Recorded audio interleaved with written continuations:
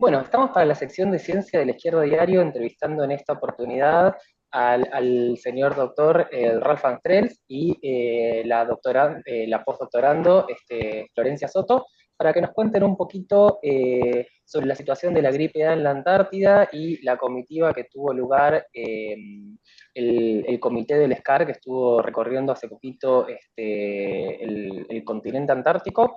El señor González es trabajador de la Universidad de California y la señora Soto es postdoctorando en el CENPAT de Estudios Patagónicos de la Patagonia. ¿Estamos bien, verdad?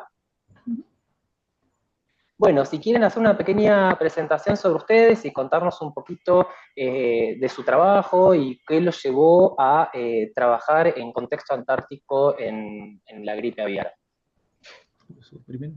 Bueno, buenas tardes a todos, a todos. Y cuento un poquito cómo terminé en la campaña de Antártida. Este año, bueno, particularmente con EMI tuvimos placer de compartir campaña de verano en la Antártida.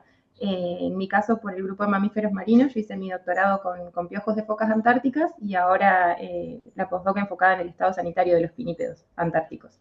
Entonces, en el marco de mi proyecto postdoctoral, terminé vinculándome al final de esta campaña de verano con la expedición que surgió del Australis, en la que lo convocaron a Ralph y, bueno, y después a mí para sumarme a estos muestreos de influenza que fueron detectados este año en Antártida. Entonces por eso fue como todo muy sobre la marcha, digamos, que se armó y que surgió la expedición. Y yo soy médico veterinario, trabajo con aves marinas hace mucho y a lo largo de los años he hecho trabajos con el tema de la gripe aviar, pero con versiones menos agresivas del virus. Y ahí el año pasado, cuando la versión de alta patogenicidad del virus llegó a Argentina, y nos preocupamos mucho con la cuestión de los impactos que podría tener en la fauna, y sí, ahí participé de una secuencia de expediciones y de muestreos en las zonas de Chubut y de Río Negro, monitoreando las mortandades del lobo marino, de elefantes marinos, de aves marinas. Y después, a medida que el virus llegó a la zona antártica, ahí también me sumé a expediciones para hacer muestreo, investigar los impactos en esa zona también.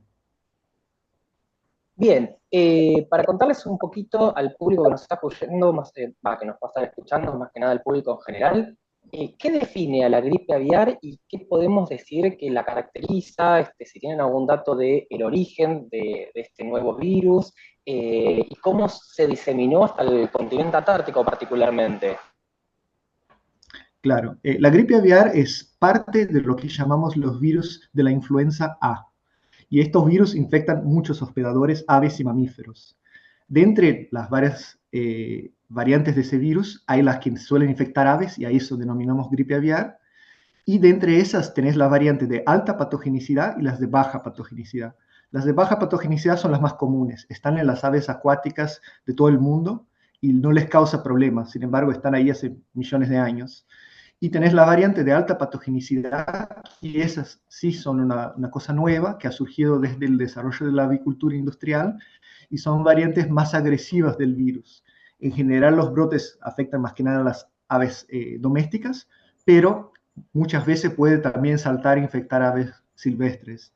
Y lo que pasó es, hace unos tantos años tenemos esa variante del virus que se está diseminando por todo el virus en aves silvestres, y vino bajando desde primero por Europa, Asia, África, después cruzó el océano hacia América del Norte, bajó a América del Sur y ahora finalmente llegó a Antártida por primera vez. Y es justamente esa variante, o sea, ya existía el virus de baja patogenicidad, ya existía en Antártida, pero es la primera vez que llega una variante de alta patogenicidad a esta zona. Que más o menos aproximadamente es alrededor de 2022 que comienza, ¿no? Ya cuando se detecta, digamos, el ingreso en Latinoamérica, ¿no? Del virus, de esta variante de alta patogenicidad, que además entendemos que tiene que ver con, digamos, implica un riesgo muy grande de transmisión zoonótica que eventualmente, bueno, no sé cómo ustedes los interrumpí, pero creo que por lo que tengo entendido, uno de los grandes riesgos tiene que ver eso, con la posibilidad de no solamente las aves, sino otros mamíferos, hasta la posibilidad de llegar a seres humanos. Claro, o sea, hay muchas variantes que se llaman las variantes de alta patogenicidad. ¿no? De entre estas hay una específica, que es la que se llama Gus Guangdong, que surgió en los años 90 en Asia y es la que estamos manejando ahora. Y esa sí tiene un histórico de infectar humanos que es problemático. En Asia ha causado muchas muertes y suele tener una tasa de letalidad bastante alta, pero eso se ha visto más que nada en Asia y algunas partes de África. La ola de propagación de que la que estamos hablando empezó ahí por el 2020 y llegó a Sudamérica en octubre del 22. Entonces acá para nosotros en Sudamérica es reciente. Y de ahí se fue alastrando por todo el continente y llegó a la primera detección en Antártida en febrero de 2024. Esta variante específicamente, la que hemos visto en la región de las Américas, no ha causado muchos casos en humanos, afortunadamente. O sea, tuvo impactos dramáticos en las aves marinas y los mamíferos, pero hubo solo 4 casos en humanos, y 2 de ellos en Sudamérica. Fueron casos graves, pero se recuperaron las personas. Pero en un universo donde murieron cientos de millares de animales, no fue tan terrible el impacto zoonótico como lo temíamos. Entonces, por ahora, la evaluación de riesgo internacional es de riesgo bajo, pero seguimos en alerta porque eso puede cambiar a cualquier momento. Hablando, recién decían, de la alta patogenicidad del virus que está entrando en la Antártida. ¿Qué fue en particular lo que prendió la alarma, en base a que hablaban de que ya estaba en continente antártico con la variante de baja? ¿Qué fue lo que prendió la alarma para empezar a hacer estudios? Que bueno, ahora es bastante noticias tanto en portales internacionales y se le está dando mucha más relevancia. Bueno, estos virus de baja patogenicidad se los detectaba en estudios de investigación. No había ningún impacto en términos de animales enfermos o muertos. Entonces eso siempre se hizo y se va a seguir haciendo. Lo que pasa es, a medida que el virus entra en Sudamérica en fines de 2022, empieza una ola de mortalidad de aves marinas fuertísima. Primero en Perú, después en Chile, después se alastra por los otros países. Y de ahí, bueno, ya anticipábamos que podría llegar, se podría propagar a la zona antártida también, ¿no? Y de hecho fue por etapas, entonces llegó a la parte del sur de Chile y Argentina, después se detectó por primera vez en las Islas Georgia del Sur, después en Malvinas, y ahí estábamos como aguardando, ya sabíamos que en algún momento esa ola llegaría a Antártida. Entonces empezamos los esfuerzos de monitoreo, incluso antes que se haya detectado cualquier señal de mortalidad o lo que fuera en Antártida, por los impactos que vimos a lo largo de Sudamérica. Que incluso ahí aprovecho a sumar esto de que en nuestro muestreo de primavera, que compartimos campaña con EMI, que bueno, justo nosotros lo sabemos, pero para poner en contexto a quienes escuchan, este año en la campaña éramos el grupo de aves voladoras, de pingüinos y de mamíferos, y tuvimos como que estar especialmente atentos a este brote de influenza porque sabíamos que era probable que aparezca algún animal muerto, y justo EMI, que estaba con Mari Beltrán, que en el grupo de aves voladoras tuvieron la posibilidad de estar atentos al monitoreo de escúas, que fueron como las aves más afectadas. Estoy haciendo un spoiler alert, pero tuvieron la posibilidad de tomar las muestras de esas escúas, que fueron las que finalmente, en colaboración con la gente de España, del CSIC, y bueno, con Chile, que hizo el transporte, y Argentina, que también se ocupó, el Instituto Antártico Argentino, de hacer el traslado de las muestras.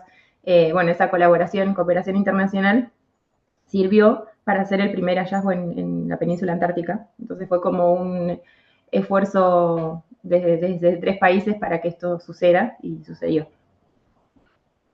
Retomando un poco... perdón. No, yo lo que quería preguntarles, además de que está bueno que señale, porque después vamos a ir a la pregunta sobre, digamos, cómo se hace ciencia y bueno, esto de la cooperación internacional que estás mencionando, pero antes de eso yo lo que quería preguntar era cómo se determina, digamos, en las aves, cuál es el proceso que ustedes llevan a cabo para determinar si, digamos, un individuo o un grupo está infectado por el virus. Claro. Bueno, es un virus que cuando las aves se enferman, los síntomas, las señales clínicas son bastante inespecíficas. O sea, son animales que van a tener cambios sutiles de comportamiento. Por ahí se pueden quedar más apáticos, menos responsivos al mundo que el mundo externo. Y eso puede caminar a una enfermedad respiratoria donde tienen dificultad para respirar o cosas así, o a una enfermedad neurológica donde pueden tener convulsiones o comportamientos repetitivos, temblores, ese tipo de cosas. Pero eso, sin embargo, es difícil de diagnosticarlo en una población natural. Entonces, muchas veces lo que pasa es que encontramos animales muertos sin una explicación, ¿no? Y de ahí lo que hace es un sacado de muestra a partir de esos animales muertos. Entonces, sacamos hisopados de la boca, de la cloaca, de los tejidos, y eso van a un laboratorio para hacer la detección del material genético del virus. Claro que por cómo hay un potencial de infección humana zoonótica, todo eso se tiene que hacer con un montón de medidas de bioseguridad. Entonces hay equipos de protección individual, hay protocolos de desinfección y descontaminación de todo para asegurar que no pueda haber una contaminación en las personas que hacen el muestreo o las personas que trabajan en el laboratorio después. Porque las muestras se guardan una vez que se toman en reactivos que inactivan el virus, entonces también eso ayuda a que el proceso posterior sea seguro. Retomando un poco lo que decían en dos partes. Por un lado, ¿cuáles son, porque hablaban de que recientemente se fueron encontrados, cuáles son los hallazgos que podríamos decir más recientes en continente antártico en materia de gripe A? Gripe aviar. Por el momento, hubieron ya detecciones en 7 sitios distintos, todos en la zona de la península antártida, o sea, literalmente en la península como en Base Primavera, o si no, en islas cercanas a la península, como a la región norte del mar de Weddell.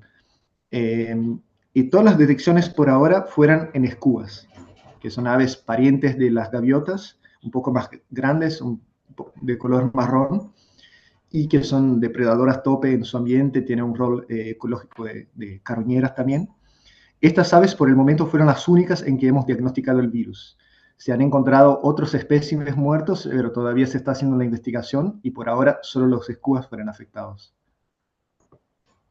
¿Por qué consideran que el virus afecta mayormente a la población de estos animales, los escúas?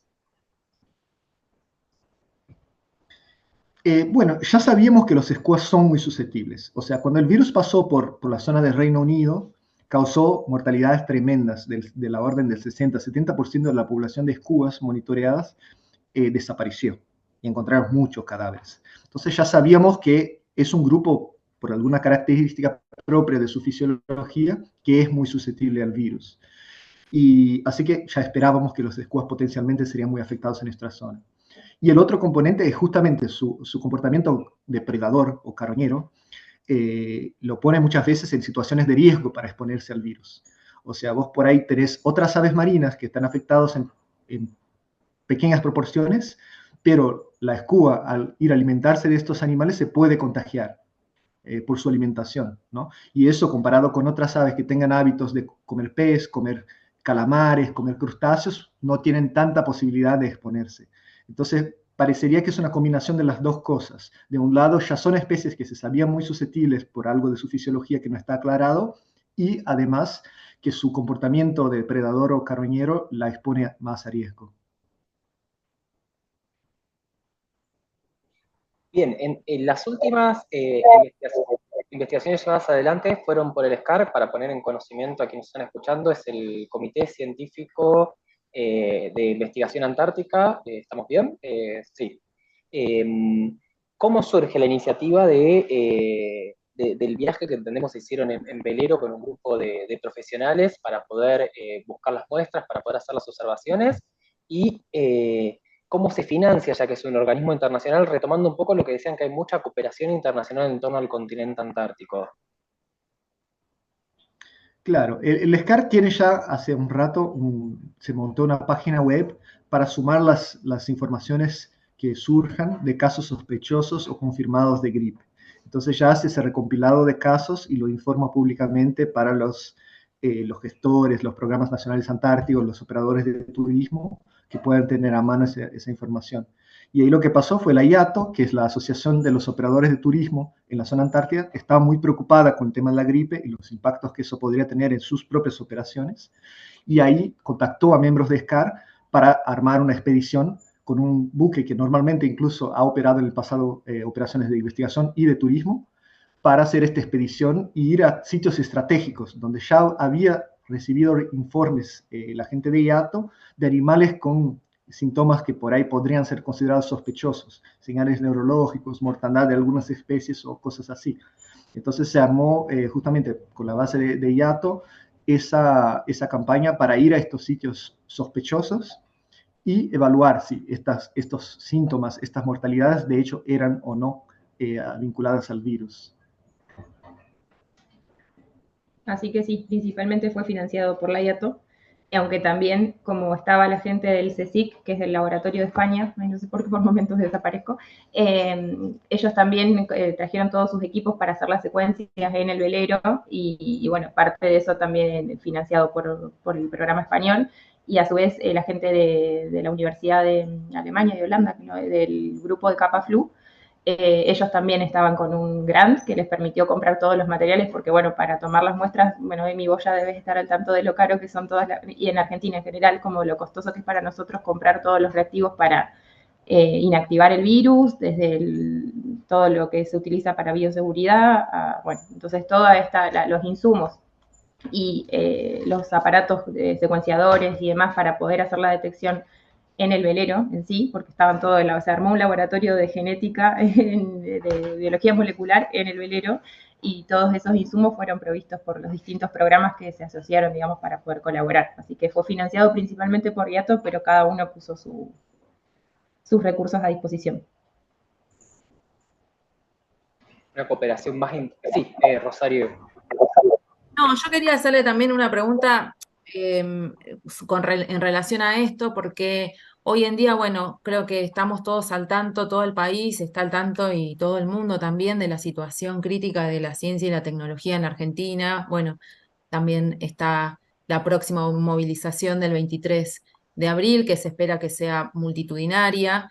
Y es muy interesante esta mención y este énfasis que ustedes están haciendo sobre la cooperación internacional. Primero, Ralph, vos pertenecés a la Universidad de California, Florencia al CEMPAT, que corresponde a CONICET en Patagonia, y después hay una cooperación con otras universidades. Bueno, esto es algo que muchas veces cuando se discute y se habla de la ciencia y lo que significa la ciencia pública y la investigación y la educación pública, se deja como o sea, de lado la discusión de que la ciencia ya es una construcción colectiva internacional que necesariamente requiere de intercambios, de financiamiento, por supuesto, de parte de los estados. Y a mí me gustaría que ustedes también contaran cómo fue, bueno, cómo llegaste vos, ustedes a conocerse, por ejemplo, siendo digamos, estando tan a distancia y quizás Universidad de California hoy en día nos suena como algo de muy alto estándar a nivel internacional. Bueno, ¿cómo ocurre que ustedes llegaron a conocerse y a trabajar juntos y también con otros institutos? Bueno, te cuento mi parte y después te cuenta cómo llegó a Patagonia. Yo, primero que nada, aprovechando el destaque que haces de la ciencia y de las universidades públicas, soy primera generación de graduados en mi familia, gracias a la escuela pública, a la universidad pública, y bueno, tengo una beca de CONICET por la que estoy haciendo mi postdoctorado. Entonces, sin eso, imposible que haya accedido, tanto yo como mi hermano somos dos y tuvimos posibilidad de acceder a estudiar por la universidad, la gratuidad del sistema educativo argentino. Entonces, que hoy estemos discutiendo si es necesario y qué tipo de ciencia es necesaria y si sobra o no gente, ese tipo de discusiones es totalmente alarmante, triste, decepcionante, y no sé, es como nos ponen alerta justamente en esto que resaltás de la marcha del 23, de estar todos defendiendo nuestra educación pública, porque como te digo, yo soy primera generación, mis viejos no pudieron estudiar en la universidad, y creo que en muchos de nosotros, de nuestra generación, sucede lo mismo. Entonces me parece que tenemos que garantizar ese derecho para todos los que vienen atrás nuestro, y no pensar que fuimos privilegiados. O sea, fuimos privilegiados, pero realmente debería seguir existiendo el privilegio de la educación pública, porque vemos en este tipo de cosas, de cooperaciones internacionales, de este equipo que se sumó a último momento, multidisciplinario, cosmopolita, es como que en estas instancias es cuando uno ve la importancia de hacer ciencia en cada país, y en Argentina particularmente en este contexto y en este momento. Entonces, nada, me parece fundamental que no que hoy lamentablemente estamos discutiendo esto, que yo pensé que no nos iba a tocar discutirlo, que ya estaba asegurado que la ciencia era totalmente necesaria en Argentina. Pero bueno, está bueno volver a reforzar la necesidad de ponernos activos y a reclamar los derechos que tenemos y que no se pierda la gratuidad de la educación. Sí, y yo de mi parte, yo soy brasilero de origen, ahí me estudié también en un sistema gratuito, también todos mis estudios apoyados por toda la sociedad brasilera, y desde hace años trabajo en grupos internacionales como es la forma como se construye ciencia en el mundo, ¿no? Entonces he colaborado con colegas de Sudáfrica, con colegas de Australia, con colegas de Argentina y por ahí adelante. Y ya hace muchos años, ahora trabajo con la Universidad de California, Davis, que tiene lo que se llama el programa latinoamericano. Entonces, ellos tienen varias investigaciones y colaboraciones a lo largo de Sudamérica y América Latina como un todo, en las cuestiones, en nuestro grupo específicamente con las cuestiones de salud de fauna silvestre y las conexiones que eso tiene con la salud humana y de la fauna doméstica. Y bueno, he participado de varios proyectos en Brasil y en Argentina a lo largo de los años. Mi especialidad con aves marinas, entonces trabajando con la fauna en estos lugares. Y como siempre trabajo mucho con pingüinos y con el tiempo me fui enamorando de la Patagonia, me vine a vivir acá. O sea, yo ahora estoy baseado en Puerto Madryn. Tengo un vínculo secundario con el CENPAD también. De ahí comparto todo el tiempo con los colegas de ahí, trabajamos juntos en varios proyectos. Y de esta forma se arma una colaboración, la verdad, hermosa, donde siempre, eso me gusta mucho del grupo de la Universidad de California, que no son esta visión antigua de la ciencia y de la colaboración internacional, donde tenés un colaborador en un país del hemisferio norte que dicta cómo pasan las cosas en el hemisferio sur. Es una colaboración mucho más horizontal. Entonces, eso, yo soy sudamericano, me contratan ellos y yo colaboro 100% con otros sudamericanos. Y trabajamos y construyendo juntos y tomando las decisiones juntas. Y tenemos sí un aporte de infraestructura y de recursos que vienen del norte, pero tenemos total autonomía para hacer esta investigación y con mucho respeto a todos los colaboradores locales. Entonces así nos manejamos ya hace años y ha sido bastante productivo. Ustedes son muy jóvenes además. Hay una cosa de que, claro, porque todo lo que ustedes vienen desarrollando, y también es interesante destacar que el trabajo científico es muy arduo. Y desde muy joven se empieza y lleva muchas horas, ¿no? Que quizás uno piensa, o también al resto de la sociedad, ¿no? En esta discusión de ciencia pública, ciencia para qué, también ciencia para quién, está la cuestión de que se pone incluso en cuestión que la investigación sea trabajo. Investigar es trabajar. Es muchísimo trabajo, incluso más que cualquier trabajo en el sentido de ir, fichar y volverse, porque después hay un trabajo en la casa, y levantarse a la mañana y ya empezar a trabajar y quizás quedarse hasta la madrugada. Bueno, nada, eso también destacarlo, que son personas jóvenes que han hecho mucho y que ya tienen un recorrido muy amplio, gracias también a esa energía que le ponen todos los días en ese trabajo. No sé, Emi, si vos querías agregar. Así que bueno, chicos, los felicito por ese lado. Después me queda una pregunta más que Sí, quizás la yo hace Emi. quería retomar algo en el medio, por un lado que Ralph hablaba de su pasión por los pingüinos, Flora hablaba hace un ratito también de su trabajo con mamíferos. Tenemos entendido que se encontraron también en la Antártida casos positivos en mamíferos y una mortandad considerable, pues creo que podríamos decirle, de pingüinos, a qué le atribuyen tanto la mortalidad de los pingüinos que fueron encontrando, como cómo se desarrolla también la gripe aviar en los mamíferos. Si quieren contar un poco. Mira, en particular, justo esta expedición visitamos 10 lugares, que eran como los que estaban planeados, y la verdad que para hacer con las condiciones antárticas que son adversas, poder haber cumplido con esa visita y ese esquema inicial fue como muy satisfactorio. Y en las poblaciones de pingüinos, en las distintas colonias que encontramos en las islas de Adelia y Papúa, que fue lo que más vimos, algún barbijo suelto, pero más que nada Adelia y Papúa, se veían saludables. La verdad que los pingüinos estaban, los poquitos que quedaban, porque ya, bueno, en nuestra campaña esta del Australis fue casi a fin de temporada, entonces no había muchos, pero de los que quedaban estaban saludables. Nos sucedió en un lugar que se llama Heroína, en Heroína, que encontramos un poco más de 500 pingüinos muertos, adultos y juveniles, que algunos a simple vista se veían gorditos, o sea que no estaban, no habían muerto de alguna, por falta de alimentación o por, bueno, ahí Ralph me explica un poco más que es más su campo. Entonces se hicieron los testeos para saber si era influenza y dieron negativos para H5. O sea, ya descartamos que haya sido influenza porque pudieron hacer la secuenciación, esto mismo que les explicaba que se hizo en el velero, o sea que no fue por influenza que se murieron, pero hay que seguir analizando esas muestras para ver qué pasó con esa población de pingüinos. Pero fue el único lugar en el que se observó esta mortandad grande y que aparentemente estaban saludables, entonces hay que ver bien qué pasó. Pero de momento con los pingüinos es eso. Y tuvimos posibilidad de mostrar unos poquitos pinípedos, porque aparecieron algunos lobitos y elefantes que se tomaron los hisopados de los cadáveres, que se toma hisopado de cerebro y de pulmón si se puede, como para testear a ver si la presencia del virus, y también dieron negativos.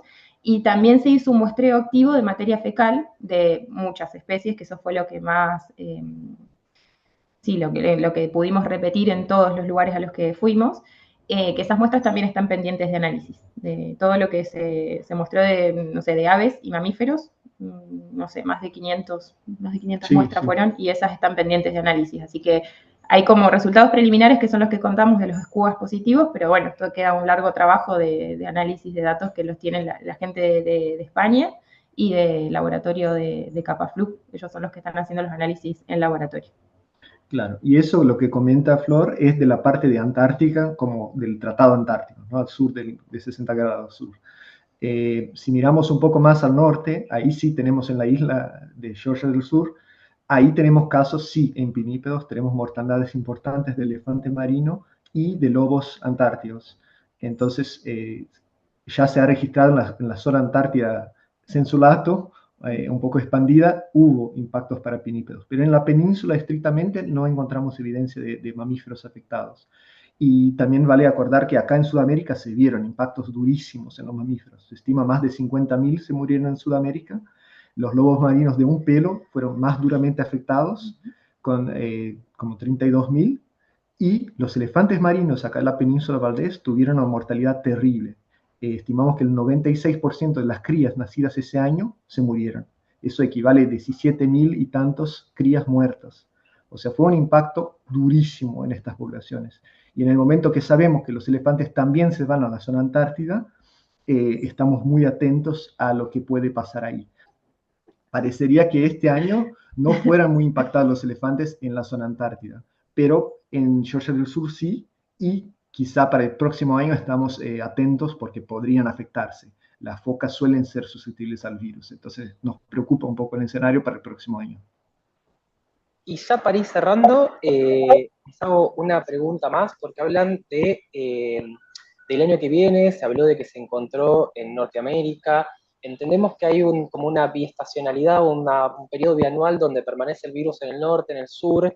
¿Qué políticas, qué planes se pueden tomar o elaborar para mitigar estos casos, no solo en la Antártida, sino en general, y cuáles, si tienen noción de cuáles se están tomando, entendiendo que un trabajo más global porque no depende de un solo país? Claro. Bueno, sobre la estacionalidad que comentabas, la verdad es que eso se ha visto en el hemisferio norte en años anteriores y parecería que esta nueva diseminación global del virus rompió este paradigma. Ya no presenta el mismo comportamiento estacional que se había reportado antes. Entonces ahora el virus sigue todo el año en Europa, sigue todo el año en Norteamérica. Ha cambiado un montón y no sabemos bien todavía cómo manejar eso y cómo planear para este nuevo escenario. En el contexto antártico, muy probable que sí, va a tener un comportamiento estacional porque la fauna ahí es estacional. El clima y las condiciones antártidas hace que la fauna solo está presente durante el periodo de verano. Entonces ahí veo inevitable que el virus siga este comportamiento porque es lo que le impone la fauna. Y en cuanto a cómo mitigar el efecto, lo único que se puede hacer es desde el lugar del personal científico, bueno, seguir con las medidas de bioseguridad si se trabaja en las bases en donde hay individuos que estén en potencial riesgo o que sabemos que ya pueden contagiarse, seguir trabajando con los mismos protocolos de bioseguridad e incluso mejorar algunos. Y bueno, respecto al turismo, porque justo lo que contaba Ralph, que las especies que están en verano y el turismo antártico generalmente es en verano principalmente, entonces como bueno, tratar de también transmitir esto hacia, por eso la IATO hizo foco en poder hacer este monitoreo y a los turistas lo mismo, cuando hay lugares en los que se sospecha que podría ser riesgoso, bueno, son lugares en los que no se visitan o se visitan con ciertos cuidados, aislando determinadas zonas, entonces como bueno, más que mitigar es más que nada para evitar uno ser un vector más y también contagiarnos, entonces porque sabemos que podemos. Es eso, como tener los factores, las prevenciones que ya veníamos teniendo de medidas de bioseguridad y la difusión con el turismo para que también ellos tengan precauciones. Claro, y la verdad es que si llegas en una zona donde ya hay un brote, ya se está diseminando el virus y causando mortalidad, hay muy poco que podemos hacer.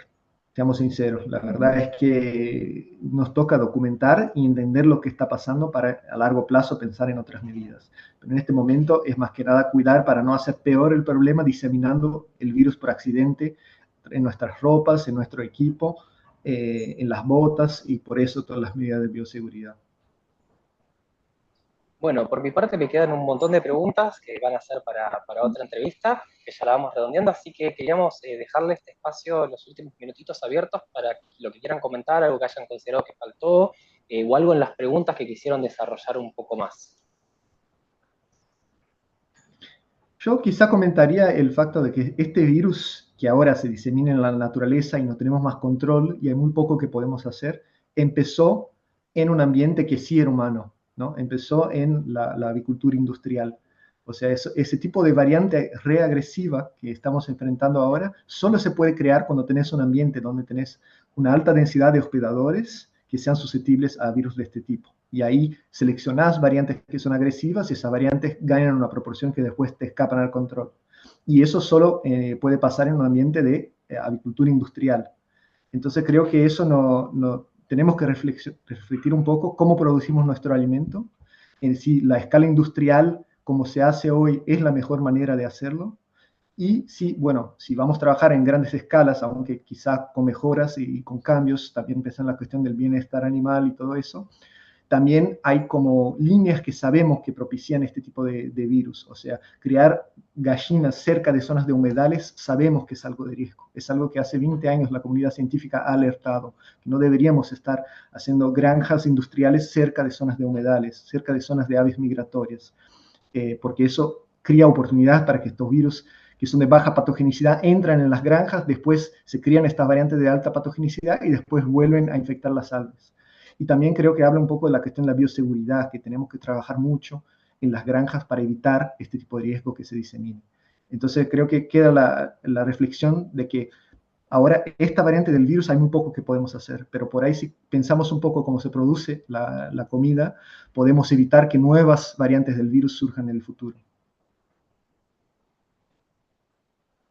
Bueno, no sé si Ro tiene alguna pregunta más, si no, agradecerles por el espacio, por el tiempo, por haber brindado esta información. Te dejo, Ro, el cierre. No, más que nada eso, agradecimiento, yo ya lo felicité, eh, me parece un trabajo que hay que seguir, que hay que darle visibilidad, que señala un problema que hay justamente con la producción de alimentos y me imagino también con el transporte, con un montón de discusiones que tienen que ver con hoy en día que están afectando en muchos órdenes y que también ya acabamos de atravesar una pandemia que también tiene un origen ahí. Entonces, bueno, nada, agradecerles, felicitarlos y bueno, nada, en unos días o en un par de días estará la nota, así que les agradecemos muchísimo.